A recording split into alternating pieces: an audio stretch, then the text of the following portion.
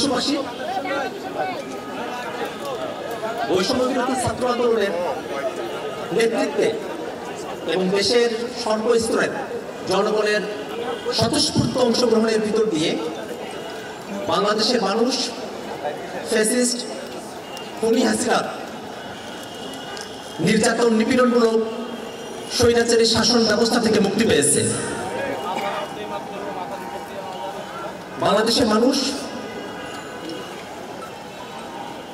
এই জুলাই গণঅভ্যুত্থানে যে সর্বাত্মক ভূমিকা পালন করেছে, সহস্র শহীদ, হাজার হাজার আহত এবং রাজপথের আন্দোলনে অংশগ্রহণকারী সকলের প্রতি সশস্ত্র সালাম এবং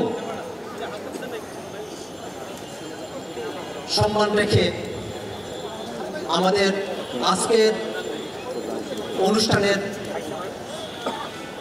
আরম্ভ ঘোষণা করছি।